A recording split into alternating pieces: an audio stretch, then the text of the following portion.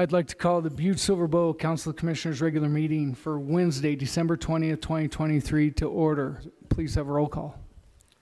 11 present, 1 absent. 11 present, 1 absent. Please note that Commissioner Callahan is absent from tonight's meeting. Commissioner Sorge, could you lead us with the prayer and the pledge? Thank you, Mr. Chief Executive, fellow commissioners. Almighty God, we implore you, look upon us and guide us this night as we make decisions which will greatly affect our community of Butte-Silver. Direct our thoughts, words, and deeds so that we please you and best serve our fellow citizens. Amen. Pledge allegiance to the flag of the United States of America and to the republic for which it stands, one nation, under God, indivisible, with liberty and justice for all. Good. I get it. Next, we'll move to the approval of the minutes for the December 6, 2023 meeting. Commissioner Frederickson. Thank you, Mr. Chief Executive. At this time, I move to approve the minutes from the December 6, 2023 regular meeting. We have a motion and a second. Is there anything on the question? Could commissioners please vote?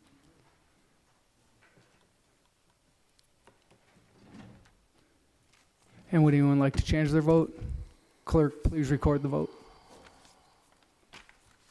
11 yea, 0 nay. 11 yeas, 0 nay. Motion passes.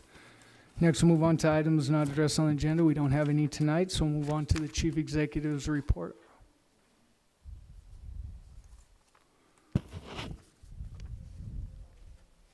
Oh, you need a Emergency suspension of the rules.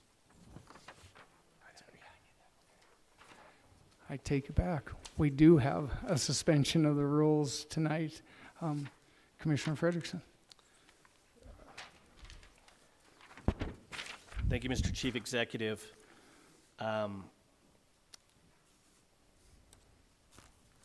In accordance with provisions of Section 6 of Rule 7 of the Rules of Business of the Council of Commissioners of the City and County of Butte-Silver, State of Montana, the Council hereby finds that an emergency condition exists which requires that the council rules be suspended to allow communication 2023-617 to be added to the agenda of the December 20th, 2023 regular meeting of the council.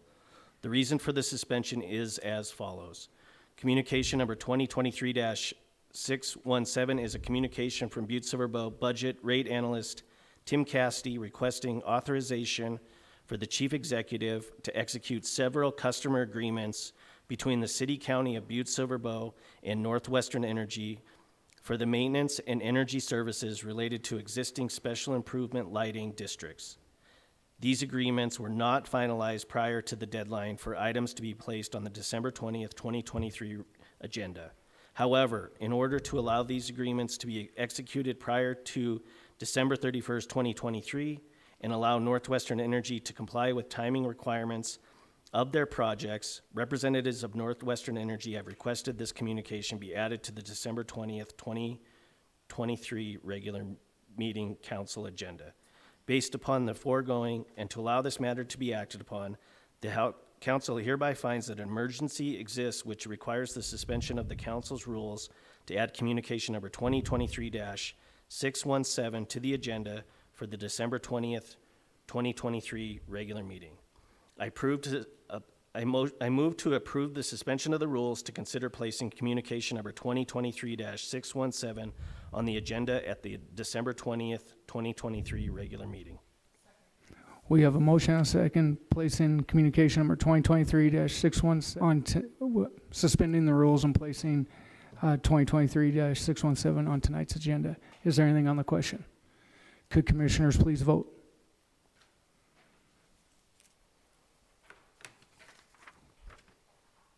And would anyone like to change their vote? Clerk, please record the vote. 11 yea, 0 nay. 11 yeas, 0 nay. Motion passes. Now we'll move on to the Chief Executive's report. This will be the last report for 2023 for the Chief Executive, and I want to just kind of reflect back on really we've had a really productive year. There's been a lot of things happen within our community. I went to a Department of Labor meeting just recently and had some statistics brought forward of what's gone on in Butte-Silver over the last few years, and there were some really nice numbers that they presented to us. Butte, our population has just edged over 36,000 people according to the 2022 census. They don't have the 2023 census in there. 530 jobs were added in years 2021 and 2022, meaning that there's been over 1,000 jobs in those 2 years, and they project that we will continue to have that amount of job growth in 2023 when they get the numbers in.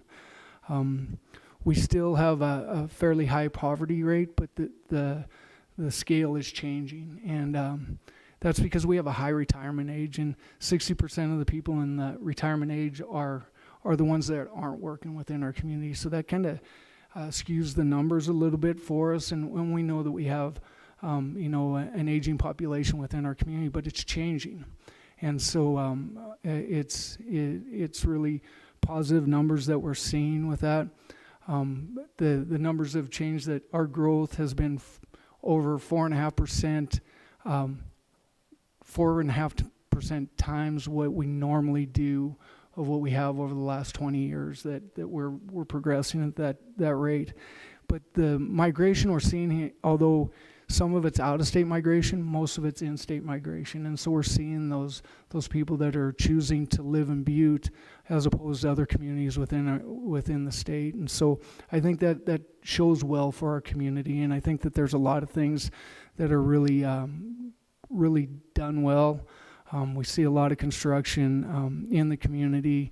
We see a lot of building permits and lots of different activity within our community. And so I just want to reflect back on all the positive things that we've achieved, this council and Butte-Silver Bow in general. And I know that we continue to see a lot of people coming to us and talking to us about more development. And so we have our challenges, no doubt, but I think when we reflect back on 2023, it was a real positive year for our community, and I think we will continue to see that type of growth, and we'll see that positive activity as we move forward. So I want to end things on a great note. I want to wish everyone a Merry Christmas and a Happy New Year, as this is my last Chief Executive's report this year. And then I will move on to tonight's agenda. So we'll move on to the next item, which is public comment. So I'll let anyone that has any public comment on any item on the agenda tonight, please come forward, state your name, your address, and what item you'll be speaking on the agenda tonight. Seeing none, we'll move on to Section 1 consent agenda, A 1 through 4 and B 1 through 25. Do we have any friendly amendments and or segregations? Commissioner Frederickson. Thank you, Mr. Chief Executive. Friendly amendment first. Communication number 2023-616. That one should be 25. There was a typo there. So note that that's not 24, it's 25. Yeah, please note that our communication number 2023-616 is actually item number 25 on section B of tonight's consent agenda. And if I may, I also have two segregations. 22 communication 2023-613 and 24 communication 2023-615. So that's segregating communication number 2023-613 and communication number 2023-614. Are there any other segregations? 615. Or 615, sorry, 2023-614, got it. Yep, 615. Thank you. Commissioner Reardon. Yes, I would like to segregate number 5, communication number 2023-596, please. And then I also have a Just a short question on communication number 21, number 2023-612. Thank you.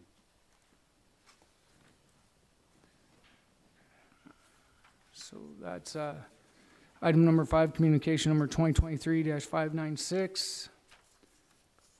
And item number 21, communication number 2023-612. Are there any other segregations and/or friendly amendments? Seeing none, Commissioner Frederickson. Thank you, Mr. Chief Executive. I move to approve Section 2 of the consent agenda A 1 through 4 and B 1 through 25 with the exceptions of 5, communication 2023-596, 21, communication number 2023-612, 22, communication number 2023-613, 24, communication number 2023-615. We have a motion and a second to approve tonight's consent agenda. Is there anything on the question? Could commissioners please vote?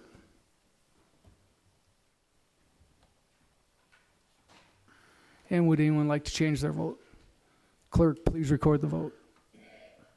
11 yea, 0 nay. 11 yea, 0 nay, motion passes. Motion passes. Moving to item number 5, communication number 2023-596, Lynette Hogard, Animal Services Director, requesting the Council of Commissioners approve a Class A2 kennel license 6.02.030-A, which will be located at 940 Standby Creek Road in Butte, Montana, 59701, situated on a parcel that is 2 acres in size. Mr. and Mrs. McPeck plan to operate a breeding facility for their Labrador Retrievers and named Labrador Retrievers of Standby Creek. Commissioner Reardon.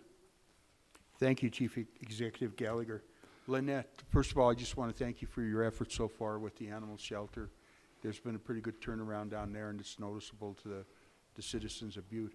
The reason I segregated this is the facting of I looked for something on it, is the kennel license, the number 2 kennel license.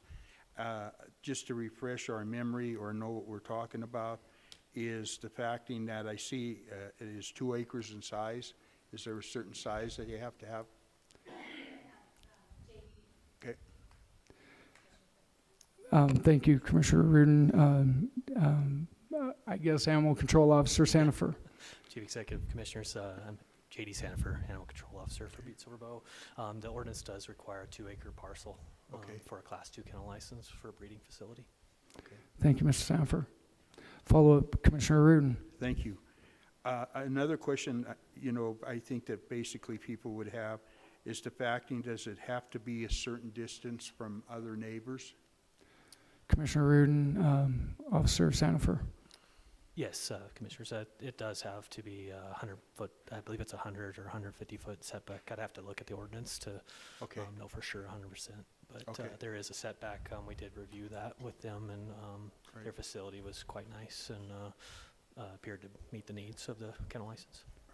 Thank you, Officer Sandifer. Follow-up, Commissioner Reardon. One more time, thank you. How many of these kennel licenses do we currently have in Butte? Commissioner Reardon, Officer Sandifer.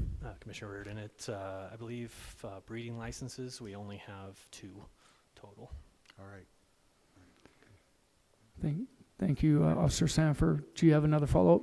Just one thing. So this, I like what you're doing here because, our population grows and I like the facting of the ordinance. I guess I could have got a lot of this information from Commissioner Storage, but I just wanted to bring it to our attention and all that. And like I said, I really appreciate what you're doing.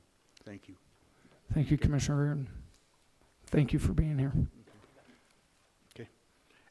At this time, I would like to recommend that communication number 2023-596 with having the council concur and place on file.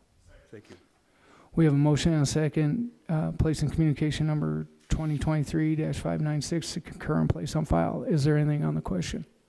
Please vote. And would anyone like to change their vote? Clerk, please record the vote. 11 yea, 0 nay.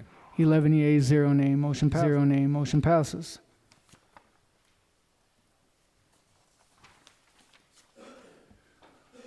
Moving on to item number 21, communication number 2023-612.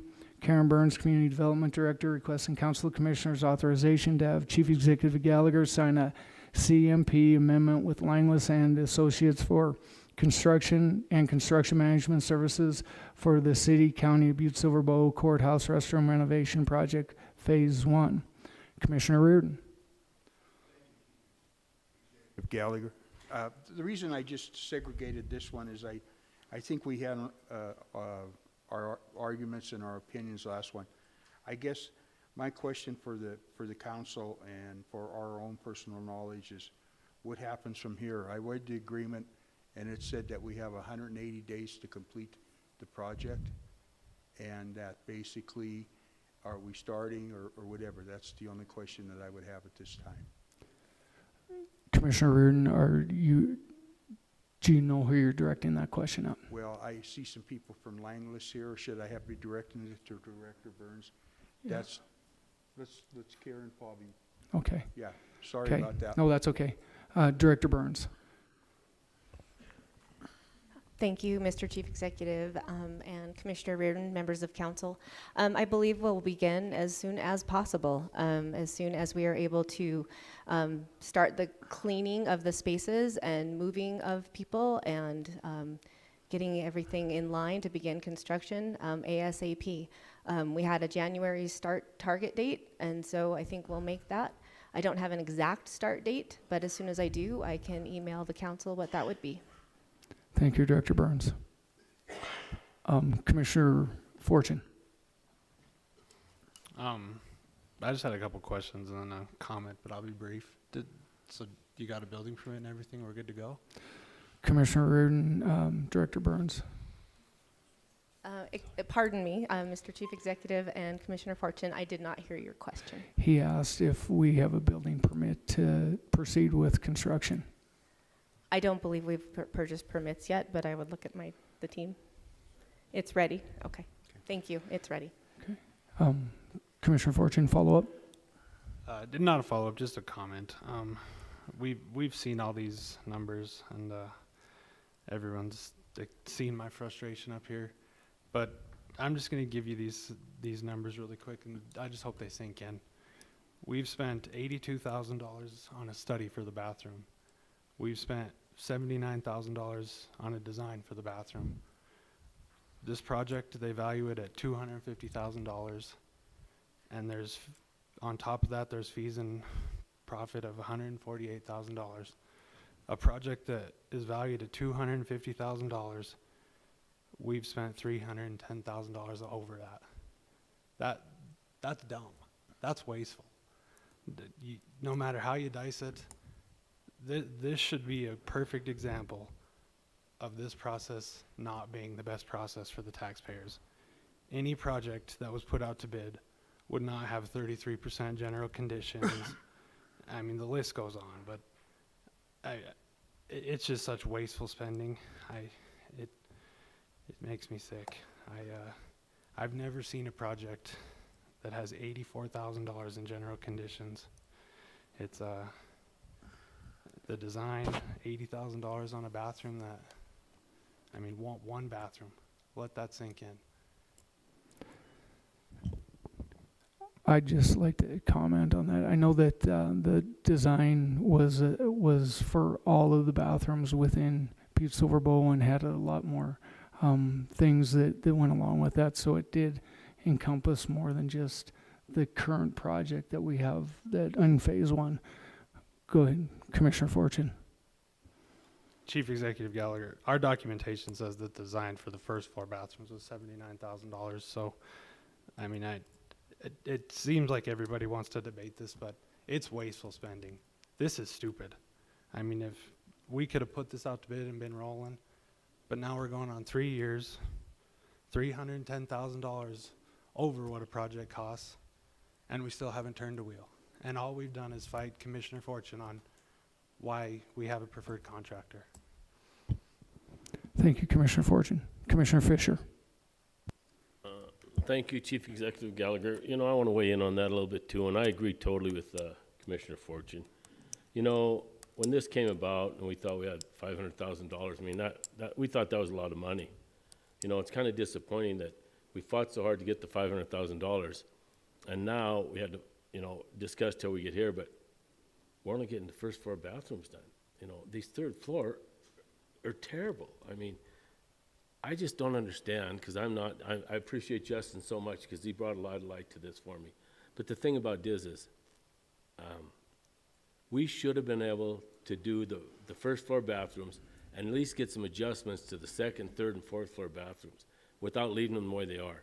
I mean, anybody here, I want you to go out and go in the men's bathroom over there and tell me if that was in a business in town, you wouldn't be shut down.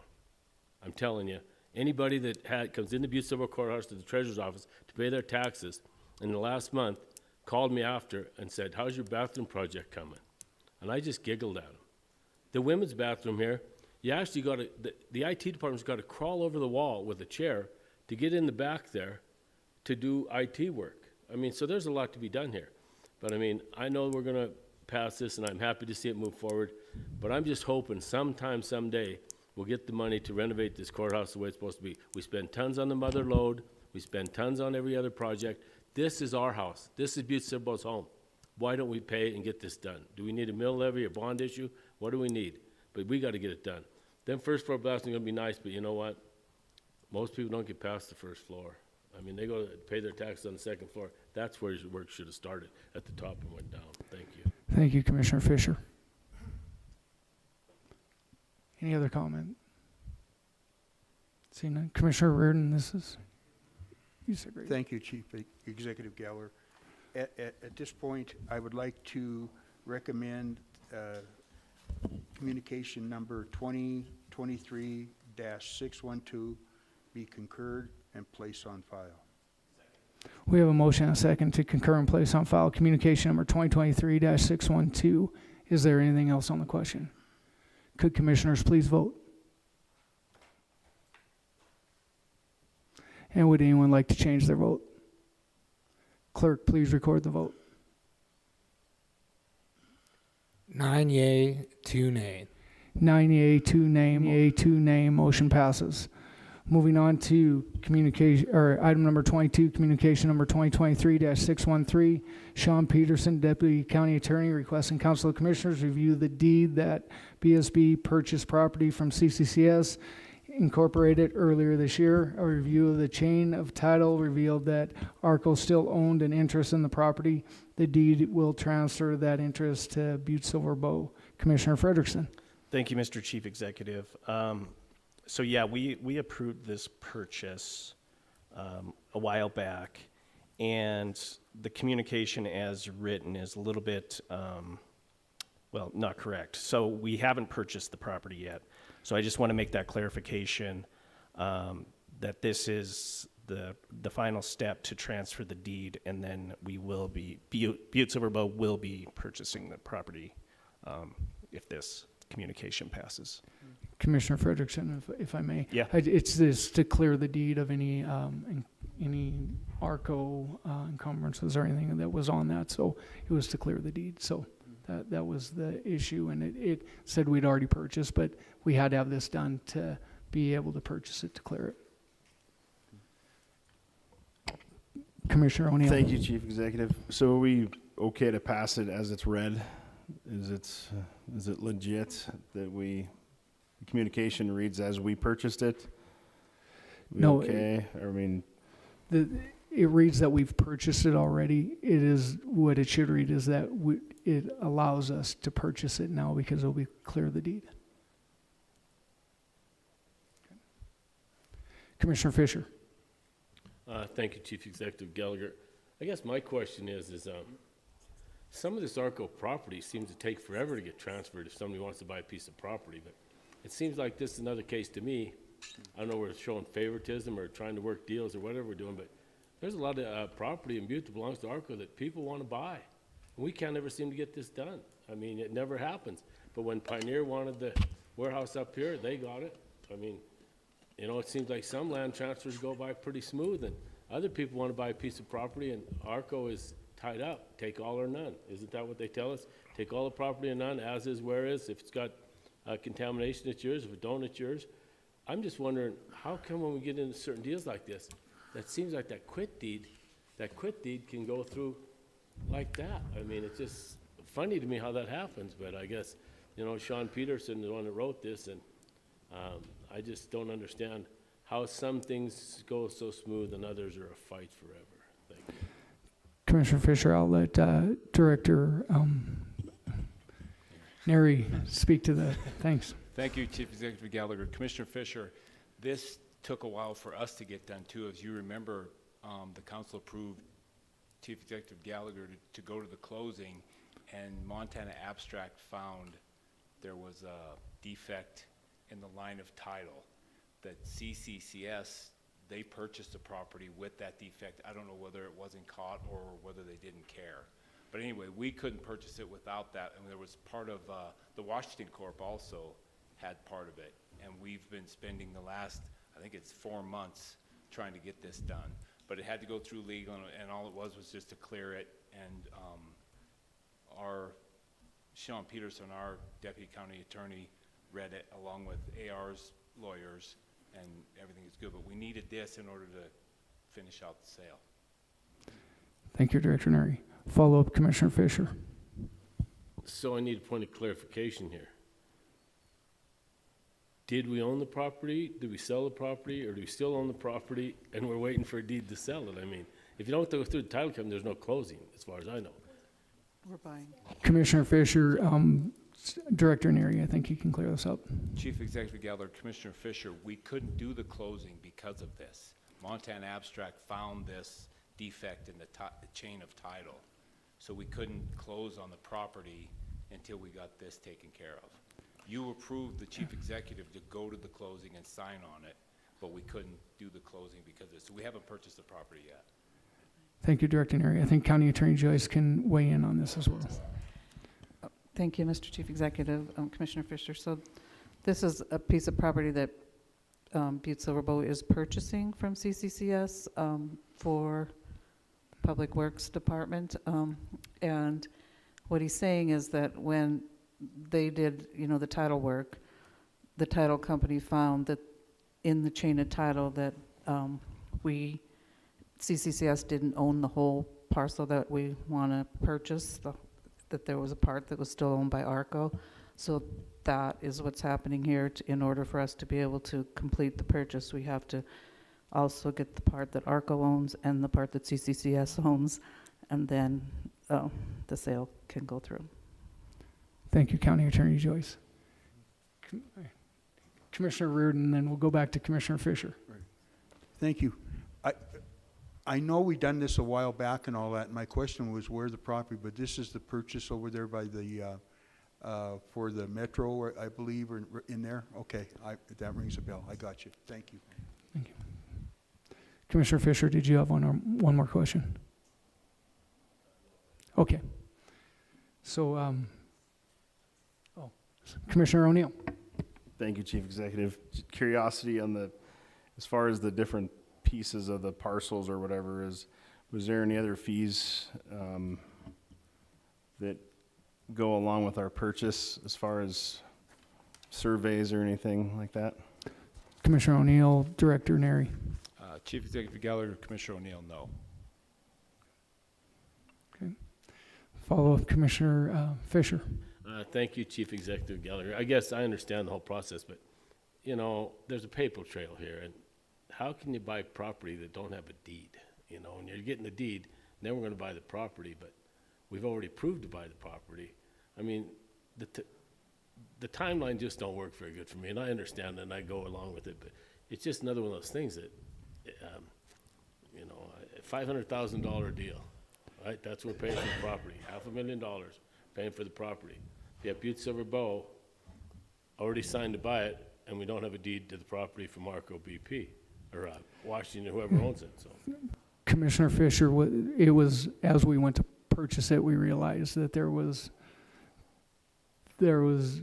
not a cleared title to it, and so that it had to be cleared up. It was by the title company. How we're not sure what had happened when CCCS had purchased the property, but as we went through it, then it was caught at that time. It really was nobody's mistake. It's a good thing that we did catch it, so that we could get that cleared up, so we could own all the property that we were looking to purchase there, and there was no increased cost to this at all. Okay. Commissioner O'Neill. Thank you. So, I apologize, but thank you, Ms. Chief. So, in theory, I'm sticking up for this a little bit. Not that obviously for the round, the process worked. That's all in short, actually the process really did work. It took the length amount of time, maybe frustrating, but the actual process really worked. Thankful. Thank you, Commissioner O'Neill. Yep. And Director Neary. Chief Executive Gallagher, Commissioner Fisher, the money is still in the bank. We haven't spent the money yet. We haven't purchased the property without a deed. That's why we went through this process, so we can purchase it with the deed. Thank you, Director Neary. All right. So I believe you.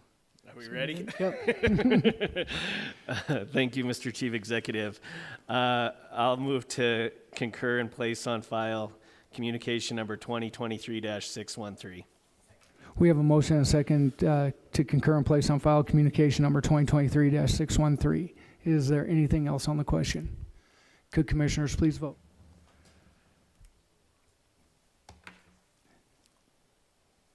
And would anyone like to change their vote? Clerk, please record the vote. 11 yea, 0 nay. 11 yeas, 0 nay. Motion passes. Moving on to item number 24, communication number 2023-615. Stephanie Feist, Butte Family YMCA CEO, informing the Council of Commissioners that we would like to express our thanks for the ongoing support of the swimming pool agreement by the city and county of Butte-Silver Bow, and that we are honored to continue our mutually beneficial collaborative relationship, ensuring people within our city, county, and beyond have year-round access to aquatics facility in the Butte area. Commissioner Frederickson. Thank you, Mr. Chief Executive. So I see Stephanie Feist and Mr. Higgins in the crowd, and so I would like you to come up and if you want to say a few words about your communication and why you submitted it. So, Ms. Weiss, you can push the button. And it'll turn on the mic. There you go. Button.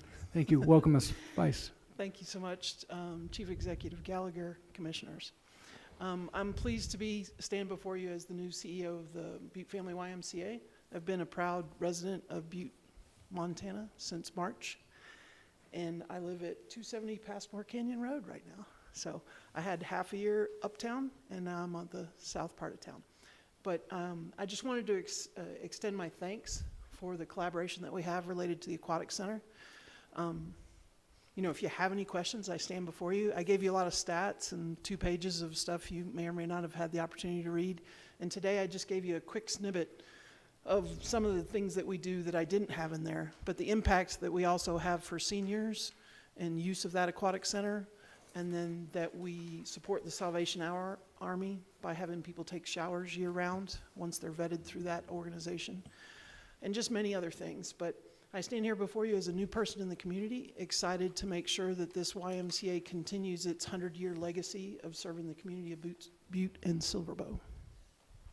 Thank you, Ms. Feist. Is there any questions of commissioners for Ms. Feist? Seeing none, thank you for what the YMCA does for our community, and thanks for the partnership that you have, and thank you for the 3/4 of a year, successful year in your leadership there, and so we look forward to more, benefits for the community with the YMCA. Sure. And if the council or the chief executive ever has any questions or would like to have conversations with me, please don't hesitate to reach out. Thank you very much. All right, thank you. Commissioner Frederickson. Thank you, Mr. Chief Executive. Thanks for coming and welcome to our community.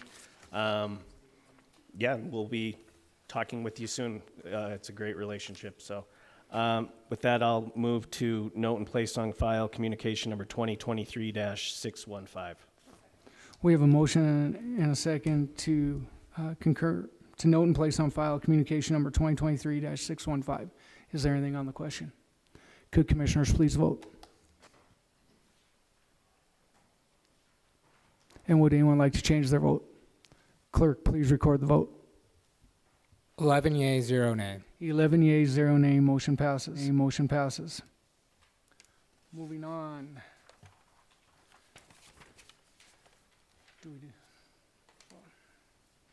Moving on to communications to be read and acted upon. We have section 2. Do we do that down in the suspension of the rules, don't we? Or do we do that right now? Okay. So we'll move on to the suspension of the rules.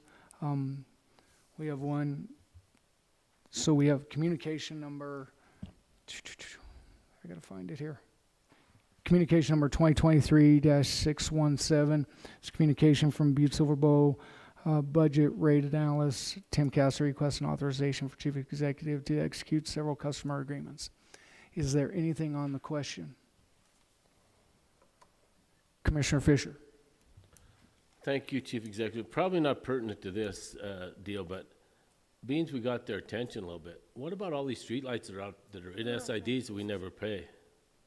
That, you know, we're still paying on, but they're not fixed.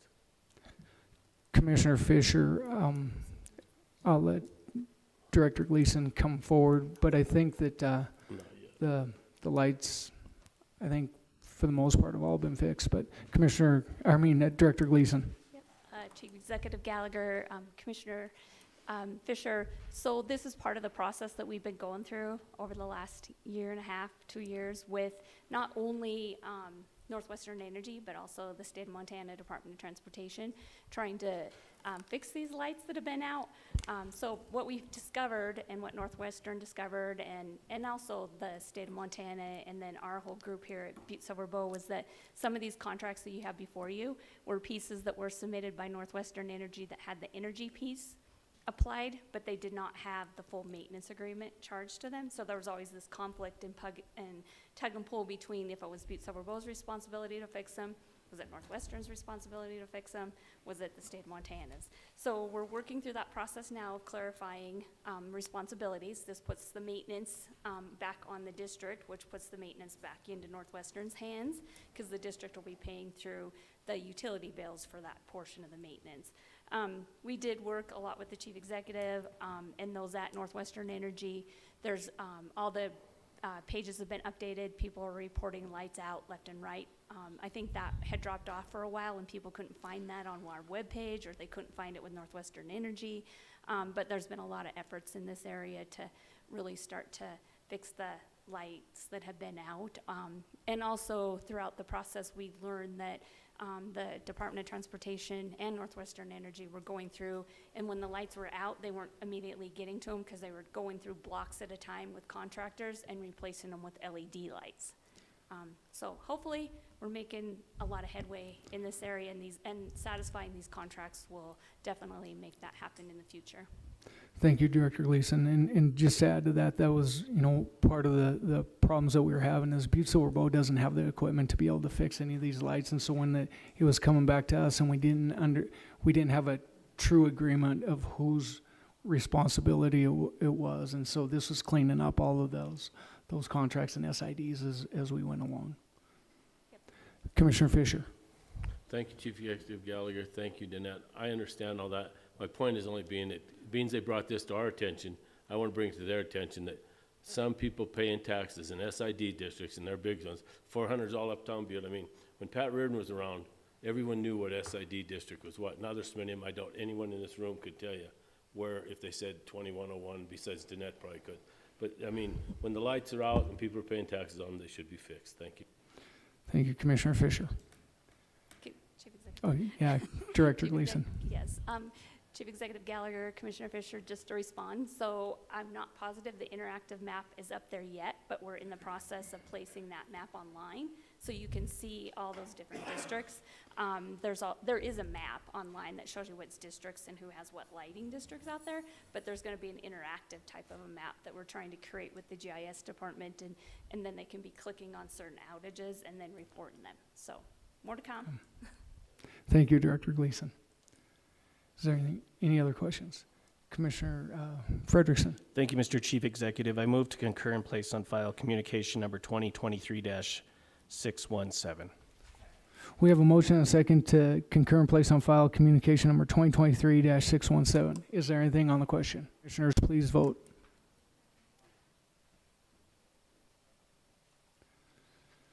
And would anyone like to change their vote? Clerk, please record the vote. 11 yea, 0 nay. 11 yeas, 0 nay. 11 yeas, 0 nay. Motion passes. Moving on to Section 2, communications to be read and acted upon. We have one, communication number 2023-595, Larry Hinkie, okay. V-Switch Law Office requesting the Council Commissioners review the demolition for 811 North Excelsior Avenue and appeal the HPC recommendation dated December 5th, 2023.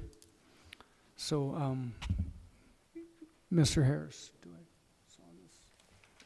You can, So if it's read and acted upon, do we? I think we should have discussion. I mean, I have a few questions, Okay. I know that. Okay.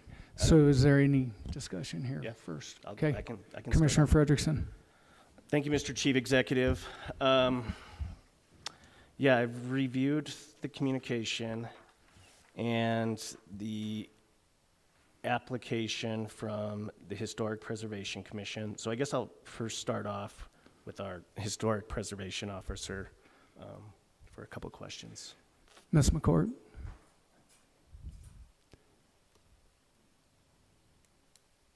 Welcome, Ms. McCourt.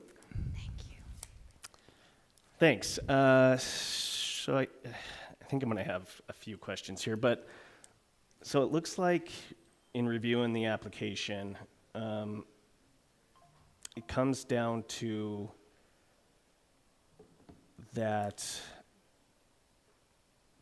the first stipulation in this within this appeal is that can you just talk about what needs to be salvaged and how that process works? Because it says Mr. Harris has determined to reuse the salvageable historic materials. So it's confusing to me that there's an appeal. So I guess we'll start off there first. Commissioner Frederickson, Ms. McCourt. Thank you, Mr. Chief Executive. Commissioner Frederickson, what I do and then what I recommend to the HPC when there is a demolition of a property that's within the National Historic Landmark District is our ordinance allows us to assign conditions to these demolitions. So looking at Mr. Harris's garage, I noted that there was some siding that looked like it was in pretty decent shape. And the reason that we ask for any salvage at all is really just so that our historic materials don't wind up in landfills or something. You know, I mean, we ask that they be either reused by the owner or donated to, you know, Butte CPR or one of our preservation organizations. So I determined that I actually spoke with Mr. Harris about that. I said, well, you know, we would probably ask that you salvage those reusable drop siding on your building. He provided me with a scope of work a couple months ago to then put into the COA, and it says the building would be dismantled incrementally and salvaged for use on 823 North Excelsior. So I was like, well, great. You know, that's, what difference does it make then if it's written in the COA? So that's the first of the two. The other one, the second one is we are, according to our ordinance, we can ask for site redevelopment design review. And I figured that the location of this building being right on Excelsior Street in an area that is pretty well looked after as far as, you know, being within the National Historic Landmark District, a lot of historic buildings, essentially just that it's protection for us, for me, for the commission, and also for all of you, because if something is built there and that we don't get to review and determine that it's appropriate, it could cause a world of pain, whether it's Mr. Harris or, you know, after, if he sells the property, essentially. So simply asking for design review to ensure that whatever is built on the footprint of that garage is just appropriate, fits in with the historic district. And if he doesn't ever build anything, well, then it's null and void. Thanks, Ms. McCourt. Follow-up, Commissioner Frederickson. Thank you, Mr. Chief Executive. Thank you for that explanation. Can you talk about a little bit of, this is the normal process, right, for a demolition. It's my understanding, like nothing is out of the ordinary within this project. Can you just confirm that, please? Commissioner Frederickson, Ms. McCourt. Mr. Chief Executive, Commissioner Frederickson, we do this all the time. And essentially it's to provide mitigation for the loss of a building within our historic district. Thank you, Ms. McCourt. I'll let others ask. Commissioner Reardon. Thank you, Chief Executive Gallagher. I was privy and privileged to be at that meeting tonight, being member of the Historic Preservation Committee.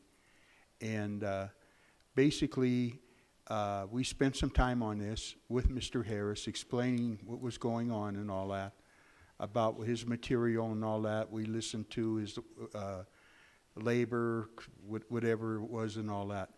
He was treated no different than any person that has come before us in the last 3 years.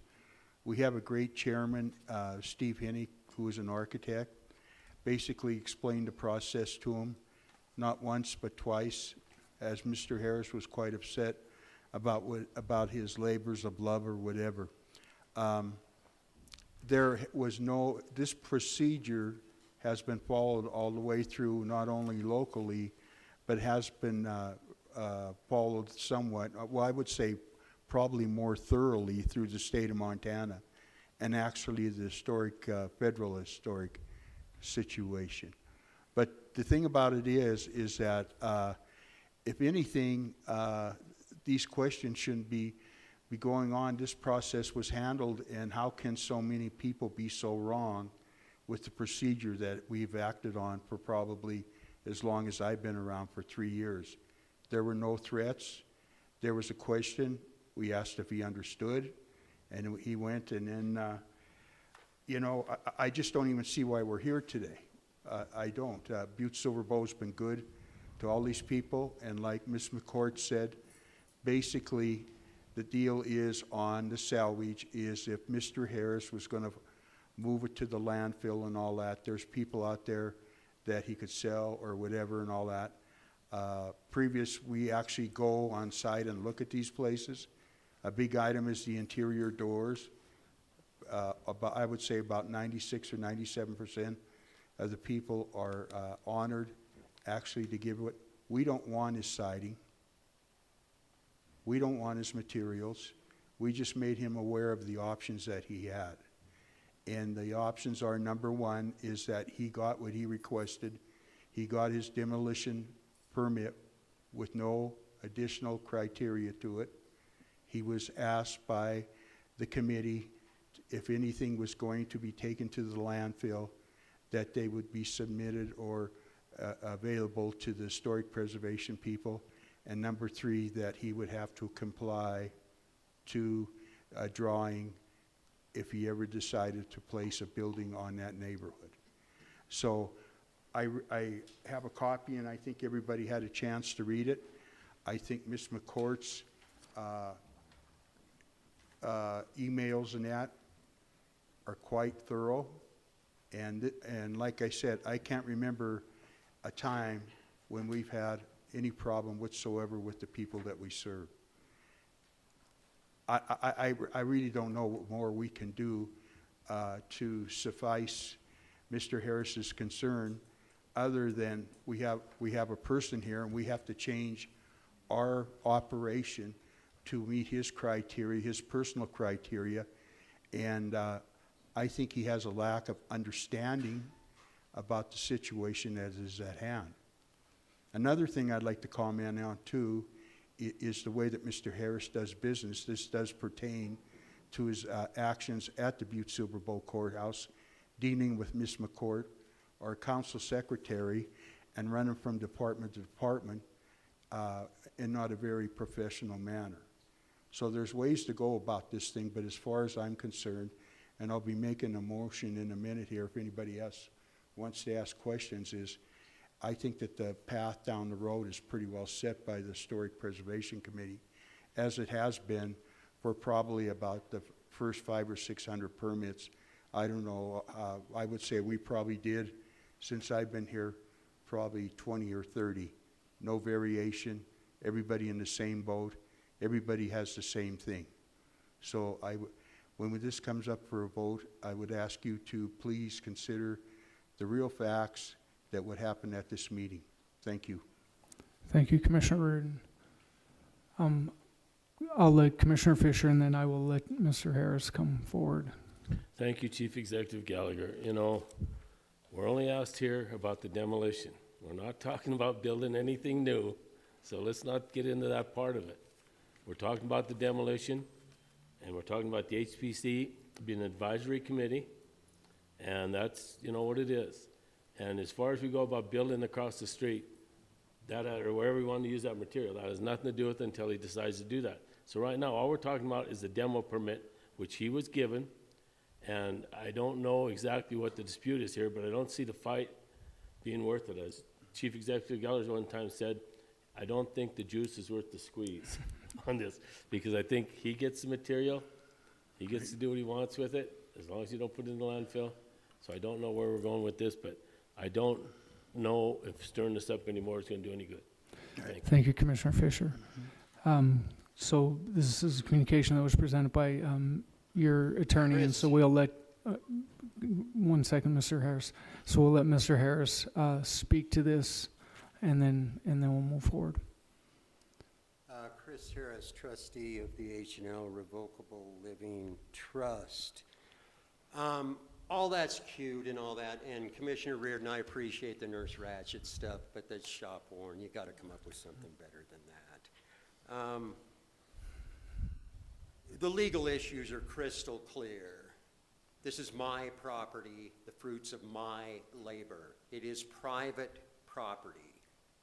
This is a textbook takings issue, period. This is covered in Real Estate 101, and I'm sorry you don't know it.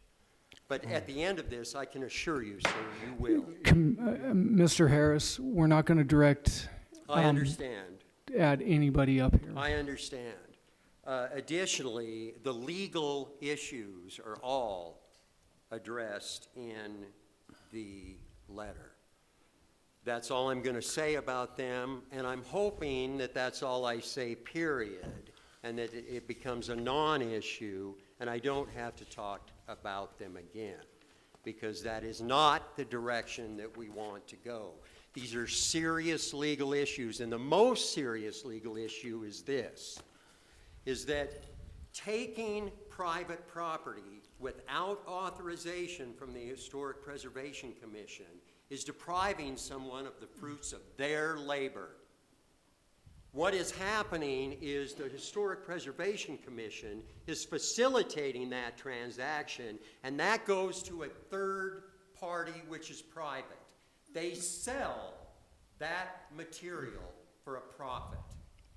So the fruits of my labor go to an organization in this community to help with their bottom line, and they're a 501c3 and they're not even paying any taxes anyway. The legal issues are very clear, and just to make it crystal clear, we do not want to go there. However, we will do what we need to do. Thank you, Mr. Harris. I would ask County Attorney Joyce, from my understanding of this, that the only request here is that if you are not using it, that it's not disposed of in the landfill. I don't think that there's any taking of any materials here, but County Attorney Joyce, from your read of that. Thank you, Mr. Chief Executive. Okay, so if you look at the Historic Preservation Ordinance, the authority they have is for when there's a demolition request, they're supposed to review the information provided and determined adequate, recommend either deny or approve the demolition request with or without demolition conditions.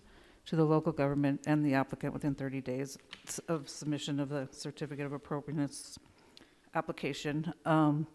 So the demolition conditions that are allowed, one of them is salvage, and it says the owner will work with the HBO to identify salvageable materials along with potential buyers or recipients of those materials. And if historically significant salvageable materials are identified, the owner will allow a maximum of 45 days for removal prior to demolition of the building or structure. I think what Ms. McCord indicated is that in his application, he indicated that Mr. Harris did want to salvage the materials. I do not believe the Historic Preservation Commission advised him that he was required to give those materials to the Historic Preservation Commission. It's just that they want to work with him to be able to identify if there are salvageable materials, and if so, that, you know, they would like him to use them or let somebody use them, as opposed to having them end up in the landfill. And the other condition that's allowed is site development plan, and the owner can be required to submit to the HBZ a design review certificate of appropriateness for any new building or structures proposed for construction on the site. Mr. Harris, you know, is arguing that those conditions, I guess, constitute a taking of his property. And the local government has passed this historic preservation program, and, you know, has determined that we want to have a historic preservation program in Butte-Silver because we are part of a national landmark district, and so we are trying to preserve, you know, that national landmark district, and this property is located within that district, and so the, you know, courts have determined at least one case, you know, where there was a landmark preservation requirement in regard to putting conditions on property, that it was upheld by the Supreme Court. But basically it says that a land use regulation does not affect a taking if it substantially advances a legitimate state interest and does not deny an owner economically viable use of his land. So, you know, there probably is, I guess, Mr. Harris is making an argument that he believes it's a taking. I think that there's definitely an argument that it wouldn't constitute a taking because we do have a legitimate interest in having this ordinance and protecting our national landmark district, and I don't believe that it affects his ability to economically use his property. Thank you, County Attorney Joyce. Commissioner Reardon. Thank you, Chief Executive Gallagher. Commissioner Fisher made a good comment, and it came from you and all that. And at this time, I'll make a motion to, on communication number 2023-595 to deny the appeal for Mr. Harris through Larry Henke or whoever he is. So we have a motion to deny the request for the appeal of the HPC recommendation. Is that correct? Yes, it is. Okay. So we have a motion and a second. Is there anything else on the question? Commissioner Fisher. Excuse me. Thank you, Chief Executive Gallagher. Thank you, Commissioner Reardon. Appreciate the input. Wouldn't it be just simple and wise to just lift the contingencies and let him have his demo permit and let him keep his salvage and save this going to court or whatever you got to do next? I just don't see the end result of it. I just don't see where we're going here. I mean, we're going to draw our county attorney's office into a fight with the law firm of Visevich and his people down there. Why would we want to fight this when he's already got what he wants? Right. I just don't get it. Commissioner Fisher, I think that maybe he is allowed to keep his salvage per this demolition permit. He already is allowed that. What is requested is if he chose to throw it in the landfill, that there's conditions that it's preserved and allowed to let somebody else have it. But he's allowed to take it and reuse as he sees fit. It's asking for the reuse of that wood, and he has every availability to take it and do what he sees fit with that. That's already in the condition. So so to change this would now change the conditions that the HPC already put on this, saying that he can keep it. If he doesn't keep the wood, then that it would be requested that it would be given to somebody that would reuse the wood. Commissioner Sorich. Thank you, Mr. Chief Executive. You know, I don't want to belabor this, but so I know this has been going on quite some time. Were there any other permits required before this demolition permit? Commissioner Reardon. Or any permits given? I'd ask for Ms. McCourt to come forward and let us know on that. Thanks, Ms. McCourt. Thank you, Mr. Chief Executive. Commissioner Sorich, generally the asking of a demo permit kind of begins our process. So he would fill out the COA as we did, come before the Historic Preservation Commission, and then once it is approved, which we did approve it, then he would go to the planning department and get his demolition permit. Thank you, Ms. And I have the ability McCourt. to sign it, sorry. Yep. Thank you. Commissioner Reardon. One more time. I was wondering if Steve Henney could step up. I got a couple questions for him. The chair.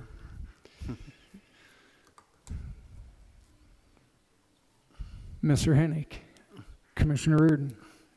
Thanks, Yes. Steve. You look pretty comfortable there, so I had to move you and all that.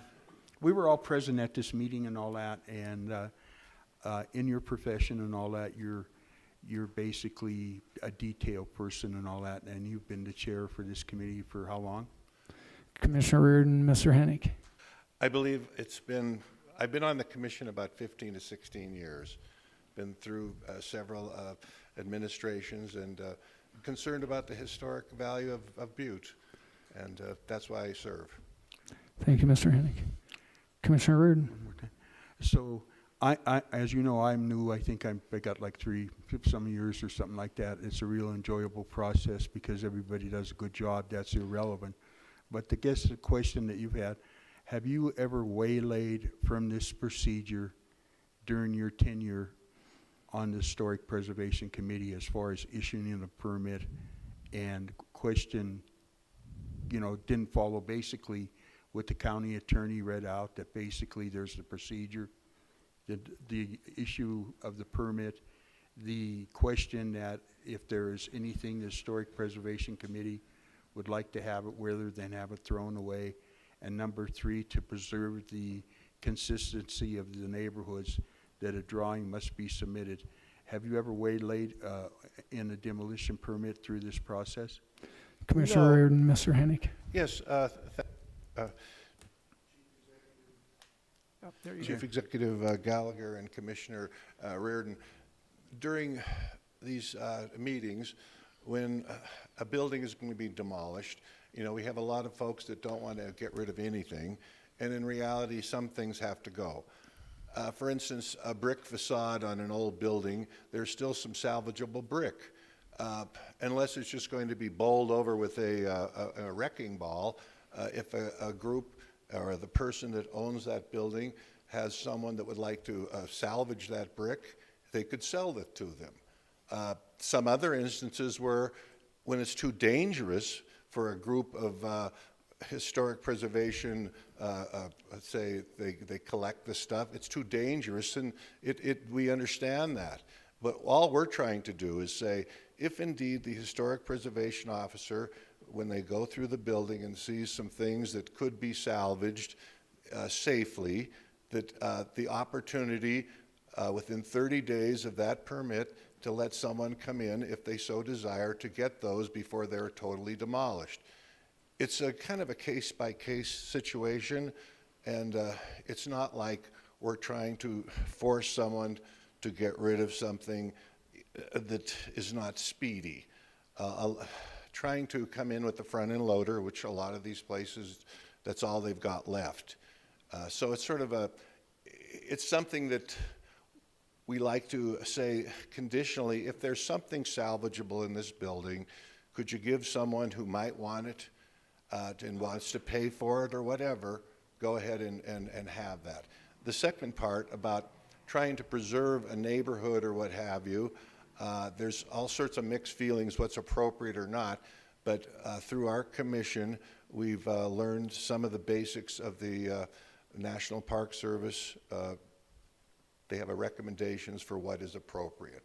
And so we try to follow that. There is a historic preservation plan that was adopted by Butte-Silver. We try to follow that. We're not trying to come down on anybody, and it's tough when we're trying to save what we have, but a lot of it is not savable, so we try to do the best we can. I hope I answered your question. You did. Thank you. Thank you, Mr. Hennig. Commissioner Frederickson. Thank you, Mr. Chief Executive. I'm just going to kind of make a couple comments on how I'm looking at this. So asking someone to salvage historic materials is a good thing. We don't want it in our landfill. We don't want our landfill to fill up. We just expanded our landfill since I've been on council, and it was millions and millions of dollars. We've lost so much through whether it's fires and people just throwing it away. If we can salvage some of these goods, that is a good thing. No one's trying to take away these things. No one's trying to sell them. So that's on that piece. The piece about the review if he decides to build something.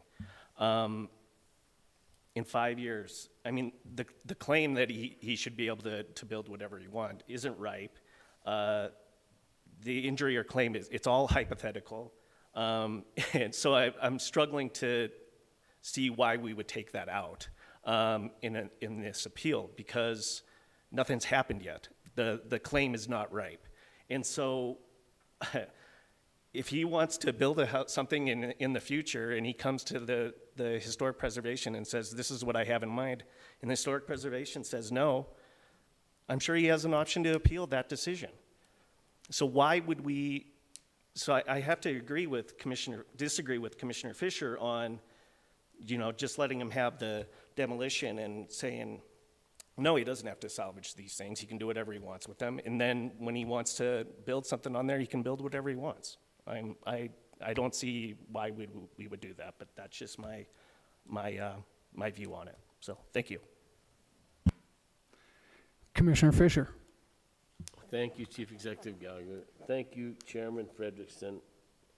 We can't be talking about the future. We're talking about the demo permit here. That's all we're talking about.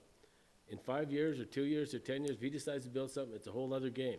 All we're talking about here right now is he wants to appeal the process that he can do whatever he wants with the salvage material in that building. If we want to say he can't do whatever he wants with that material, he'll take the district court. That's all fine by me. But our county attorney probably got better things on our hand to worry about a couple of 8x10 timbers in there, whatever's left in that building. I don't know what's in there, but there's really not that much historical stuff. And if they got to go to the dump, they pay the fee to go to the dump. So the idea that we spend millions of dollars, if he wants to haul at the dump, we don't want him to, but he's going to have to pay to do it. So. Thank you, Commissioner Fisher. Commissioner Shea.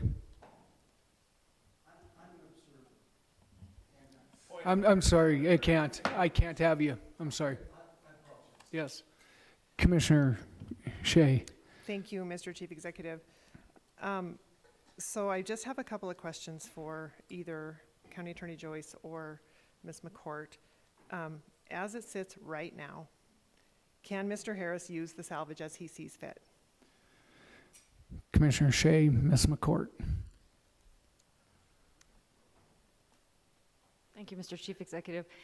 Commissioner Shea, yes, we want him to use his materials. We 100% want him to use his materials. We were just asking that if he had no use of his materials, that he donate his materials to someone who could. Thank you, Ms. McCourt. Follow up, Commissioner Shea. Thank you for indulging me in these few questions, because I'm just trying to get a better understanding of this, because I haven't landed on a position with it yet. I'm trying to make sense of the whole thing.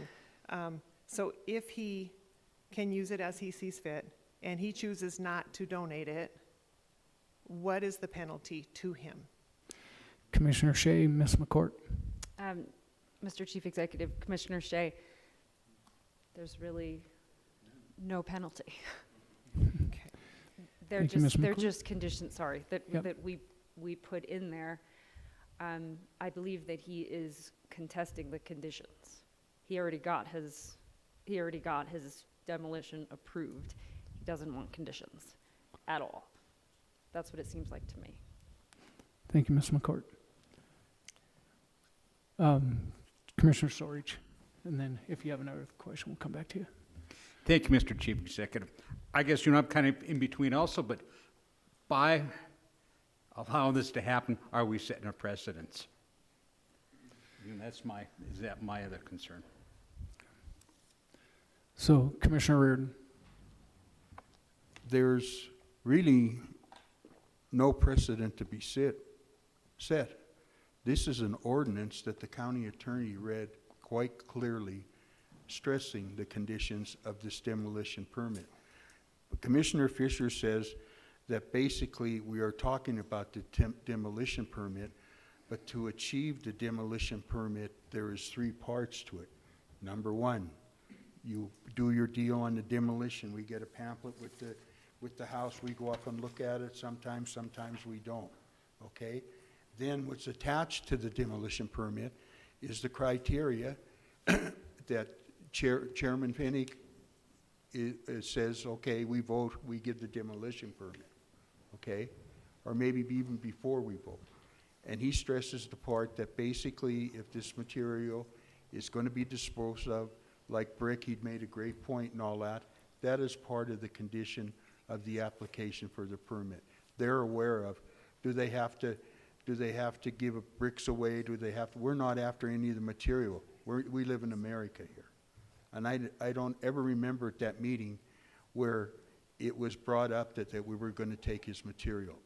We made a recommendation that if he wasn't going to use it, and then we got the deal about his blood, sweat, and tears, which is admirable, okay? And then number 3, what the county attorney read as an ordinance, and that's what we're here to enforce an ordinance, is that number 3 is it's involved in an historic neighborhood, and basically he's going to lose property there because with the new variances, and we don't even want to go there, this isn't part of the deal. The deal is the fact in that he has to approach the Historic Preservation Committee with a drawing, just like with the homes I'll use on Iron Street, to tie in with that neighborhood, has to be submittable that you are not going to build a glass building or you're not going to do this. And that's why we have people traveling here. That's why we enforce this regulation. Mr. Hennig put that we can't save them all, but this is how we've been playing ball. Steve said we've been playing it for 15 years. And if we waylay from this procedure, I think that we're in a jam that basically with our county attorney reading the ordinance to this body is the facting that we have I don't want to fight. Nobody in this room wants to fight. I think the fight comes from the other end of a misunderstanding. And I think that we're basically the only way that if we go to district court, I don't know, maybe it will, maybe it won't. But the thing about it is that we can't waylay on an ordinance. There's just no way in hell. Thank you. Thank you, Commissioner Reardon. I want to ask the gentleman in the audience, are you Mr. Henneke? No. Okay. Okay, so I can't have you speak. I just wanted to make sure because Mr. Henneke's, it's his communication, so I just want to make sure if you were Mr. Henneke, I was allowing you to do that. Okay, so I'll go Commissioner Shea, then I'll go Commissioner Fortune. Thank you again, Mr. Chief Executive. This probably is a question for Kate.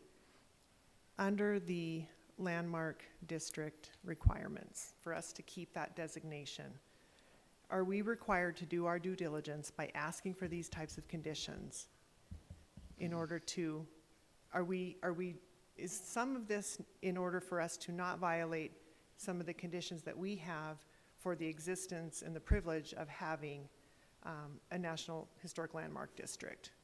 And then I have some follow-ups. Okay, Commissioner Shea, Ms. McCourt. Thank you, Mr. Chief Executive, Commissioner Shea. I believe that as we are a certified local government, and that requires us to have a historic preservation officer, a historic preservation commission, and a historic preservation plan. And I believe it all does tie in with the National Park Service and being National Historic Landmark District, but I'm not sure exactly how, so I can find that out and get back to you, certainly. Thanks, Ms. McCourt. Follow-up. Follow-up, Commissioner Shea, and then Commissioner Fortune. Thank you. That would be great if you could do that.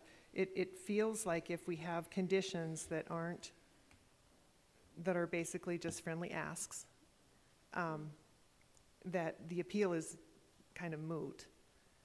If he can really kind of do what he wants to do. We've done our due diligence by asking him to please do what we would like you to do to help us preserve, what we need to preserve. And I do believe that Mr. Harris is concerned with historic buildings. I've talked to him at length many times, and he's worked on some certain buildings around the community.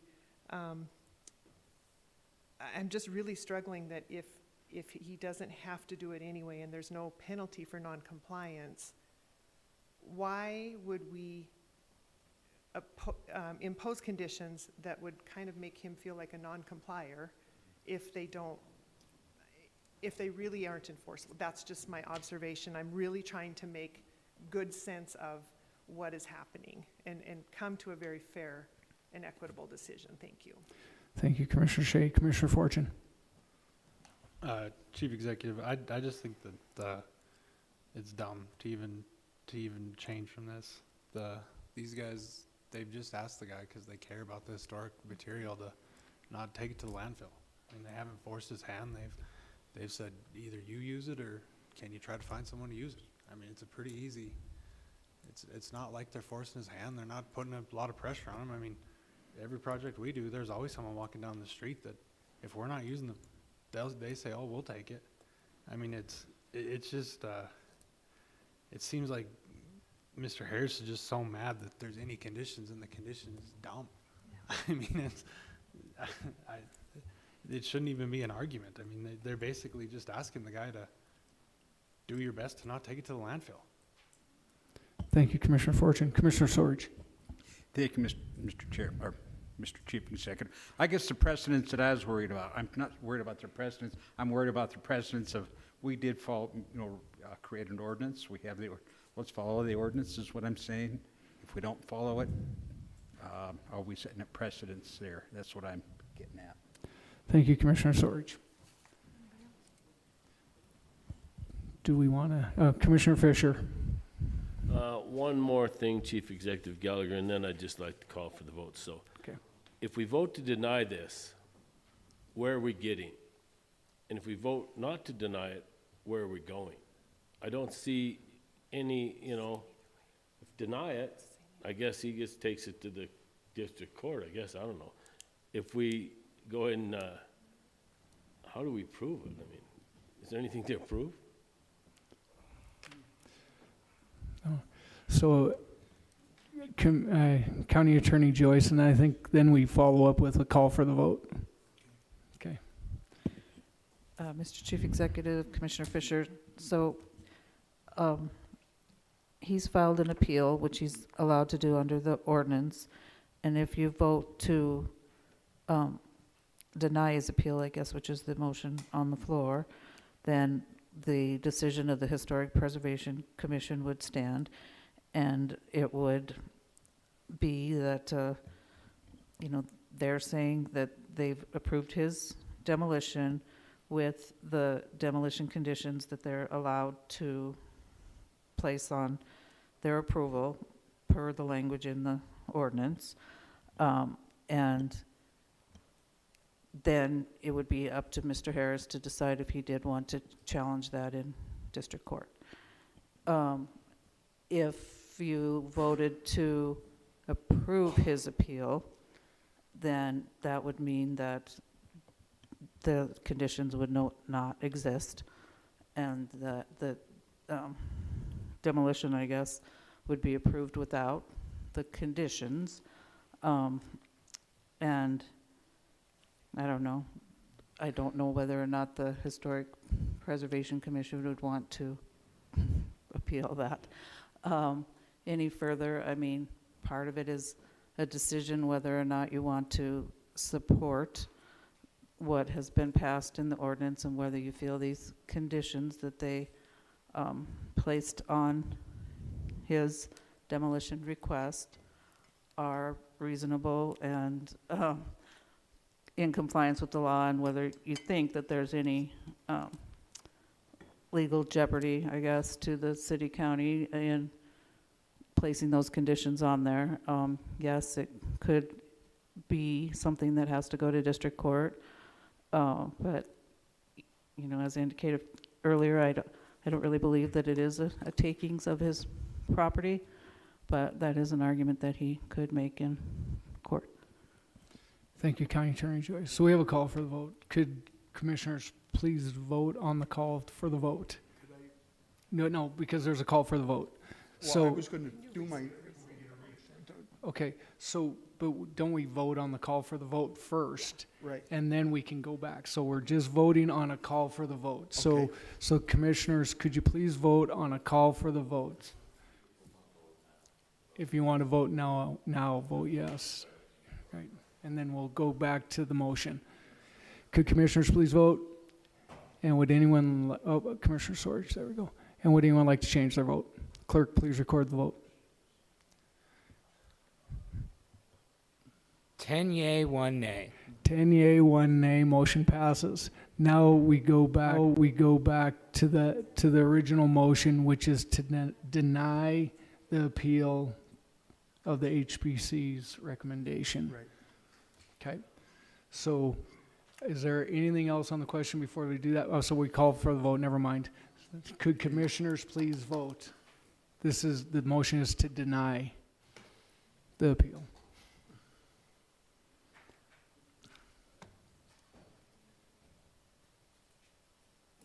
And would anyone like to change their vote? Clerk, please record the vote. 10 yea, 1 nay. 10 yea, 1 nay, motion passes. All right, moving on to section 3, ordinances resolution for final reading. We have two here. First one is resolution number 2023-65. Clerk, could you please read the caption? A resolution authorizing and approving the transfer of the real property described as Tract 4A, COS 801A, located in Section 25, Township 3 North, Range 9 West, within the City County of Butte-Silver, Montana, to CCAS of Montana, LLC, a limited liability corporation, in accordance with the provisions of the Butte-Silver Municipal Code and providing for an effective date herein. Commissioner Frederickson. Thank you, Mr. Chief Executive. I move to place resolution number 2023-65 on final reading and passed, having been deemed fully read at length. Second. We have a motion and a second to place resolution number 2023-65 on final reading. Is there anything on the question? Could commissioners please vote? And would anyone like to change their vote? Clerk, please record the vote. 11 yea, 0 nay. 11 yea, 0 nay, motion passes. Moving on to item number 2, resolution number 2023-67. Clerk, please read the caption. A resolution amending the budget during the fiscal year after conducting a public hearing at a regularly scheduled meeting of the Council of Commissioners in accordance with Section 7-6-4006 MCA, appropriating unanticipated revenue to the City County of Butte-Silver from receiving a contract with NASDAD for prevention services, providing for an effective date herein. Commissioner Frederickson. Thank you, Mr. Chief Executive. I move to place resolution number 2023-67 on final reading and passed, having been deemed fully read at length. Second. We have a motion and a second placing resolution number 2023-67 on final reading. Is there anything on the question? Could commissioners please vote? And would anyone like to change their vote? Clerk, please record the vote.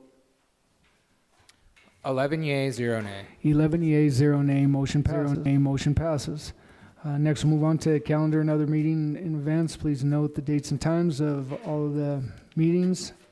And last, we'll move on to any public comment on any item not on the agenda tonight. If you'd like to speak on any item that was not on the agenda tonight, please come forward, state your name, your address, and what you'd like to speak about. Seeing none, I'll take a motion to adjourn. Is there, go ahead. Are there any announcements from commissioners before we go? I want to say, have a Merry Christmas, Happy New Year. Yeah. And Commissioner Frederickson. Second. We have a motion and a second. All in favor, signal by aye. Aye. Opposed? We are adjourned.